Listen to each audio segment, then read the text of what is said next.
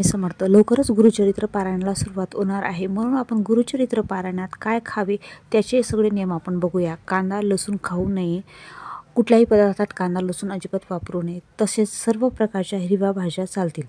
तसेच फक्त कांदा पात कांदा चालणार नाही. फक्त कांद्याची पात किंवा कांदा चालत नसतो हिरव्या भाजीत.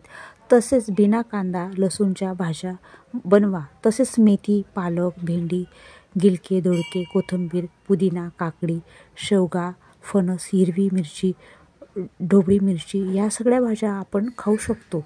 फळभाज्या असतील ज्या आता आम्ही सांगितल्या त्या सगळ्या तुम्ही टोटल भाज्या खाऊ शकतात. तसेच बटाटा, टोमॅटो, फुलकोबी, पत्ताकोबी, गिलके, ढोबळी मिरची, तोंडले, गाजर, सुरण, रताळे सर्व खाऊ शकतात. कडू वर्ज्य.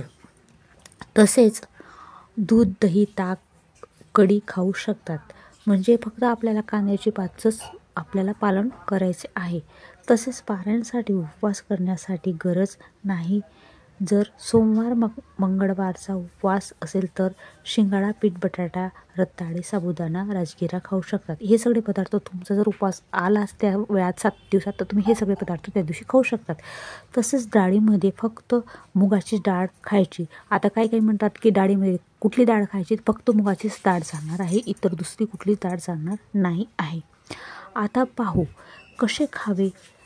जसे की डाळीमध्ये फक्त मुगाची डाळ चालते तर मूग डाळचे वरण करू शकतो. सोबत बट्टी खाऊ शकतात.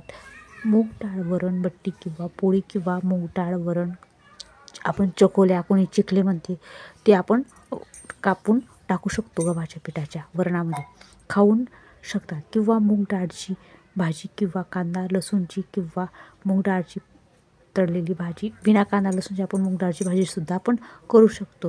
गव्हाची पोळी आपण खाऊ शकतो. गहू गुळाची लापशी करू शकतो. थुली म्हणतात कोणी, लापशी म्हणतात गव्हाची, ती पण आपण खाऊ शकतो. तिखट दलिया गव्हाची थुली पण म्हणतात. शिरा, गहूचे शेवाळ्या, कुरडाईची भाजी, गहूच्या शेवाळ्या हे सगळं काही चालतं. गहू खीर, गव्हाची खीर, गव्हाचे पिठाचे गुळाचे म्हणजे गुळाचे लाडूसुद्धा चालू शकतात. गव्हाच्या पिठात शिरा बनवू शकतो. गव्हाच्या पिठात आलू पराठा आपण करू शकतो. म्हणजे बटाट्याचे पराठेसुद्धा तुम्ही गव्हाच्या पिठाचे या काळात खाऊ शकतात. फक्त त्याच्यात कांदा वर्ज्य असतो. आता बटाट्याची भाजी बिना कांदा लसूणची टमाटे टाकले तर चालतील. बटाट्याचा पराठा चालेल, म्हणजेच आलू पराठा चालेल. बटाटा चिप्स वेफर्स चालतील. बटाटा साबुदाणा खिचडी, साबुदाणा वडा चालेल. तसेच टमाटे पण चालतील. टमाट्याचा सॉस सोबत आलू पराठा खाऊ शकतात. टमाटे बटाटे मिक्स भाजी चालेल. थोडक्यात काय की सगळंच काही चालणार, फक्त कांदा नाही चालणार. दूध, तूप, ताक, दही, लोणी चालेल. दूधची रवा खीर, बासुंदीसुद्धा तुम्ही खाऊ शकतात. पुड्या बासुंदी करा आणि एन्जॉय करा.